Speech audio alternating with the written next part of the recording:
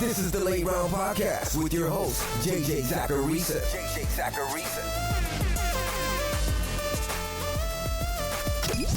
What's up, everyone? It's JJ Zacharisa, and this is episode 674 of the Late Round Fantasy Football Podcast, sponsored by FanDuel.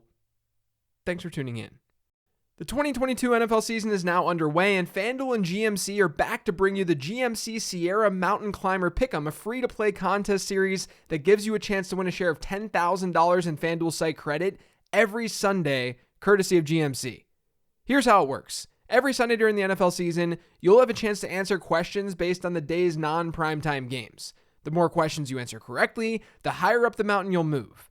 If during any week you answer every question correctly for a perfect score, you'll reach the summit and win your share of $10,000 in site credit. The contest series is now live, so head to fanduel.com/free/contest/GMC today to start climbing the mountain. The first trend this week is that in week 1, Austin Ekeler had a 53.8% running back rush share. He played 49% of the Chargers' snaps. In 2021, Ekeler hit that low of a snap share only twice, and he hit that low of a running back rush share just 3 times. Maybe this will just end up being one of those down usage games for him this year, but it's definitely something to monitor with the Chargers mixing in some other running backs. And they also hinted at this during the offseason. He should be fine from here on out given the offense that he's in. This is just something to monitor at this point. Damian Harris had a double-digit percentage target share in week 1. He's only done that twice in his career. The other occurrence came in week 18 last year. When it comes to the Patriots backfield, we basically saw in week 1 what was being reported this offseason. That we'd see some rotation and that maybe we'd see less of the whole James White role thing. I still prefer Ramondre Stevenson to Damian Harris rest of season, but not by much after seeing what happened in week 1. They're back-to-back in my rest of season rankings. I just think that Stevenson is the better player, that he has more upside. But it's clear Harris may be used more in the passing game this year, and that would make him a lot more valuable. Saquon Barkley is back. He had a 33.3% target share in week 1, which not only was the highest of any running back this past week, but it was the second highest single game share of his entire career. After his performance in week 1, we should all be excited about his potential in 2022. He was a player to target in my draft guide this year, but I've even moved him up in my own rankings after what we saw in week 1. And now he's sitting behind only Jonathan Taylor and Christian McCaffrey in my rest of season rankings at running back. Saquon Barkley is once again elite. We all probably remember the fact that Miles Sanders didn't score a single touchdown last year. He wasn't used super heavily at the goal line, but he did have 6 goal line attempts. He just didn't score on any of them. In week 1, he found the end zone against the Lions, and he also saw 3 goal line attempts. So he saw 50% of his 2021 total in just week 1 alone. Sanders had okay enough usage in week 1 that should make you also feel okay enough to have him as your RB2 right now. The Eagles' offense looked good, and their schedule is set up really nicely for positive game scripts. So it was a favorable opening weekend for Sanders overall. Against the 49ers, David Montgomery saw 65.4% of Chicago's running back rushes. That's not like a horrible number for most players. Only 21 running backs hit that mark in week 1. But it's not a usual occurrence for Montgomery. That was his lowest share of running back rushes in a single game since week 1 of the 2020 season. We heard some talk over the offseason about how the Bears may split this backfield up, and that's exactly what they did. Khalil Herbert not only was awesome his rookie year, but he looked good in week 1 too. And he saw 2 goal line carries to Montgomery's 0. Montgomery has a chance to see his stock drop a lot over the next couple of weeks if this continues. Speaking of the Bears, in the pouring down rain, Justin Fields still ended up leading the NFL in deep ball rate. He threw it 15 or more air yards in week 1 on over 41% of his passes. This is a continuation of last year. He ranked 4th in the NFL in 15-plus air yard rate. Darnell Mooney had a pretty horrendous week 1, but better days are ahead. Christian Kirk had probably the most underrated week 1 of any wide receiver in fantasy. He had a 31.6% target share. He saw 12 targets and he had 117 yards.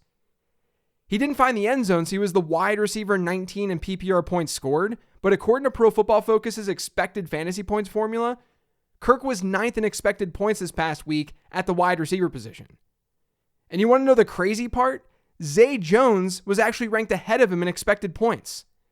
He didn't quite have the same peripherals, but don't sleep on Zay off the waiver wire this week as well. And bye Christian Kirk. I didn't bring him up on the 15 transactions episode, but I think the market's perception of Kirk is a little bit off. Trend 8 this week is that Antonio Gibson ranked 5th in running back target share in week 1. That's a huge win for him because his target share was over 10% in just 2 games last year with J.D. McKissic active. What's interesting is that Gibson started off last season with a really high target share as well.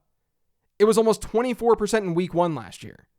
And then he didn't hit a double-digit percentage target share again until week 12. Now, I'm not saying that's going to happen again here in 2022. But I do think that we should be cautious about what happened. Regardless, it's a very good sign for Antonio Gibson, and he looked good against the Jags. Let's talk about Amon-Ra St. Brown. The man just commands targets. People were nervous about him because of his splits with and without TJ Hawkinson and DeAndre Swift last year, but it was strange that we couldn't just realize that St. Brown was better. He's a good player himself, and it makes more sense for the offense to run through him. Well, in week 1, the offense ran through him. St. Brown had a 32.4% target share, and he was one of 4 wide receivers with 10 or more targets to also have a yards per route run rate of 0.33 or higher.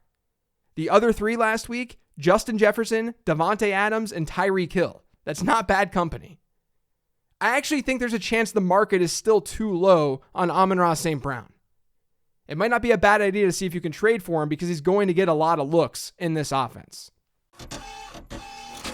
The final trend this week is that there were just 2 running backs with 10 or more targets in week 1. One of them was rookie Breece Hall. The thing with Hall, though, is that Michael Carter was just 1 target behind him with 9. It's just that the Jets threw the ball a lot and they targeted their backfield at a high rate.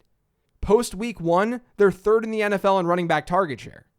But it was definitely good to see Breece Hall get a lot of looks through the air. We just would have rather seen him dominate those backfield looks. That way it would be a little bit more sustainable.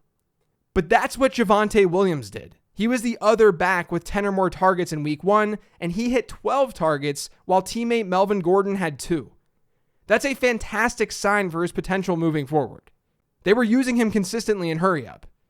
So while we can't expect quite as high of a target share week in and week out, we at least have some comfort with Williams. He's going to keep seeing looks through the air in this offense. And if he just takes over the backfield eventually, that's when his true RB1 ceiling can be fully unlocked. That's going to do it for today's show, though. Thanks to all of you for listening. If you've yet to subscribe to the Late Round Fantasy Football Podcast, make sure you are by searching for it pretty much anywhere podcasts can be found. And don't forget to follow me on Twitter @LateRoundQB. Remember to check out the Late Round Fantasy Football Patreon. I posted my rest of season rankings yesterday, and I also did a live stream waiver wire Q&A with patrons.